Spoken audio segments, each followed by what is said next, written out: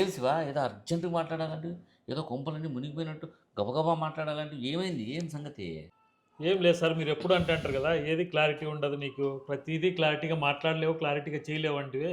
అది నిన్న నా లైఫ్లో నిజమైంది సార్ అది. ఏంది క్లారిటీ? ఏంది విషయము? ఏందో నాకు ఇప్పటికి అర్థం కాలే. ఇప్పుడు కూడా నువ్వు క్లారిటీగా చెప్పడం లేదు. ఏం లేదు సార్, నిన్న దీపావళి కదా, లక్ష్మీ అమ్మవారి పూజ చేసినాను. పూజ చేస్తానే టక్కనే అమ్మవారు ప్రత్యక్షమైతానే ఒక కోరిక కోరుతున్నా, అది క్లారిటీ లేదని అమ్మవారు తిరస్కరించి వెళ్ళిపోయాయి సార్. ఏంది? అమ్మవారు ప్రత్యక్షమైందా? ఏం పూజ చేసినావు స్వామి? అయినా అమ్మవారికి కూడా క్లారిటీ లేకుండా ఏం మాట్లాడినావు నువ్వు? అది సార్, మాయా తల్లి ప్రత్యక్షమైనవా తల్లి, తల్లి నాకు ట్రాక్టర్కి డబ్బులు కావాలా తల్లి. భక్త, పాత ట్రాక్టర్ కొత్త ట్రాక్టర్? పాత ట్రాక్టర్ అంటే ట్రాలీ హైట్ ఎక్కువ ఉంటుంది, ఎక్కువ డబ్బులు పడతాయి పాత ట్రాక్టర్. అమ్మయ్య నాకు పాత ట్రాక్టరే కావాలమ్మా. తదాస్తు. నీకేం కావాలి నాయన? అమ్మా నేనేది పట్టుకున్నా అది బంగారు కావాలమ్మా. తదాస్తు. అమ్మ నేను కోరుకోండేది ఏంది, మీరు ఇచ్చింది ఏందమ్మా? పాత ట్రాక్టర్కి డబ్బులు అడిగినాను కదమ్మా, మీరు ఇవ్వలేదమ్మా, కేవలం 2 లక్షలు ఇచ్చినారు అమ్మా. భక్త, పాత ట్రాక్టర్ 2 లక్షల కంటే ఎక్కువ పడదు కదా భక్త. అమ్మా మీకు అలా అర్థమైందమ్మా, నేను ట్రాక్టర్ నిండా డబ్బులు అడిగిండేదమ్మా. పాత ట్రాక్టర్ అయితే హైట్ ఉంటుంది, ట్రాలీ ఎక్కువ డబ్బులు పడతాయని అడిగినానమ్మా. నన్ను క్షమించమ్మా, నా కోరిక తీర్చమ్మా. నాయన, వరం అన్నది ఒకసారే ఇస్తారు, నువ్వు పాత ట్రాక్టర్తోనే జీవించు. అంతేనంటారమ్మా? అంతే భక్త. ఇది సార్ జరిగిండేది.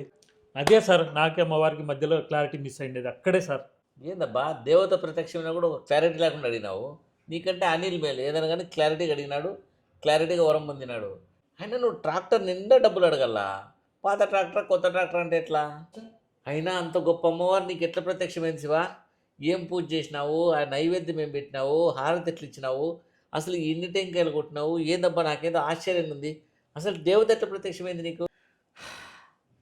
అయినా అమ్మవారు ప్రత్యక్షం కావడం అంటే ఈ కలియుగంలో సాధ్యమయ్యే పని కాదు శివ. ఎట్లా ప్రత్యక్షమైంది చెప్పు శివ, నేను కూడా పూజిస్తాను.